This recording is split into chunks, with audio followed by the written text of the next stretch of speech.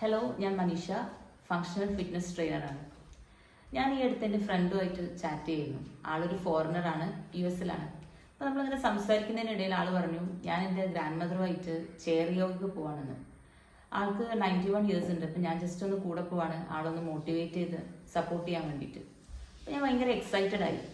അപ്പോൾ ഞാൻ ചിന്തിച്ചപ്പോൾ നമ്മളിൽ പലരും ഒരു 35 വയസ്സ് കഴിയുമ്പോൾ തന്നെ നമുക്ക് ബാക്ക് പെയിൻ ആണ് അല്ലെങ്കിൽ പല പ്രശ്നങ്ങളാണെന്ന് പറഞ്ഞ് കംപ്ലൈൻറ്റ് പറഞ്ഞിരിക്കുകയാണ് ചെയ്യുക. അപ്പോൾ നിങ്ങൾ വിചാരിക്കും ഒരു 91 വയസ്സ് വരെ ജീവിച്ചാലല്ലേ എന്നൊക്കെ. പക്ഷെ നമുക്ക് അതൊക്കെ ദൈവത്തിന്റെ കയ്യിലുള്ള കാര്യം. അപ്പൊ നമുക്ക് ജീവനുള്ളിടത്തോളം കാലം ആരോഗ്യത്തോടു കൂടി ജീവിക്കാൻ വേണ്ടി പറ്റണം.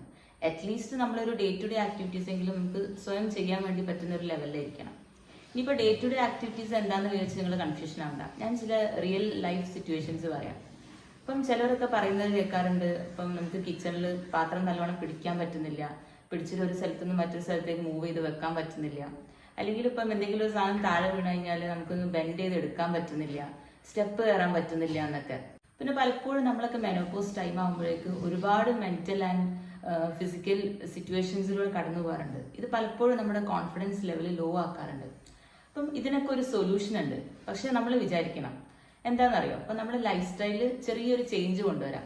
അതായത് നമുക്ക് സ്ട്രെങ്ത് ട്രെയിനിങ്സ് ഇൻക്ലൂഡ് ചെയ്യാം, സ്ട്രെച്ചസ് ഇൻക്ലൂഡ് ചെയ്യാം, അല്ലെങ്കിൽ ചെറിയൊരു ഔട്ട്ഡോർ വാക്കിന് പോവാം, മൊബിലിറ്റി ഇൻക്ലൂഡ് ചെയ്യാം.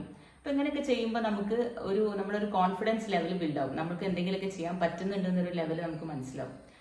പിന്നെ എക്സസൈസ് എന്ന് കേൾക്കുമ്പോൾ പൊതുവെ എല്ലാവർക്കും ഉള്ള ഒരു ധാരണയാണ് അതൊരു വെയിറ്റ് ലോസിന് വേണ്ടി മാത്രമല്ലെന്ന്. അല്ല, നമുക്ക് നമ്മുടെ day to day activities improve ചെയ്യാൻ വേണ്ടിയിട്ട് ഇതുപോലുള്ള ചെറിയ ചെറിയ എക്സസൈസുകൾ, നമുക്ക് ചെയ്യാൻ പറ്റുന്ന ലെവലിലുള്ള എക്സസൈസുകൾ നിർബന്ധമാണ്. ഇത്തരത്തിലുള്ള സ്ട്രെങ്ത് ട്രെയിനിങ്ങിലൂടെ നമ്മളെ ഒരു സ്ട്രെങ്ത് നമുക്ക് ഇംപ്രൂവ് ചെയ്യാനും അതുപോലെ നമുക്ക് ഫ്ലെക്സിബിലിറ്റി ഇംപ്രൂവ് ചെയ്തെടുക്കാനൊക്കെ സാധിക്കും. അപ്പൊ ഇങ്ങനെ ചെയ്യുന്നതിലൂടെ നമുക്ക് നമ്മുടെ ഡേ ടു ഡേ ആക്ടിവിറ്റീസ് സ്വന്തമായിട്ട് ചെയ്യാനും പറ്റും. അതിലൂടെ നമ്മുടെ കോൺഫിഡൻസ് ബിൽഡ് ആവും.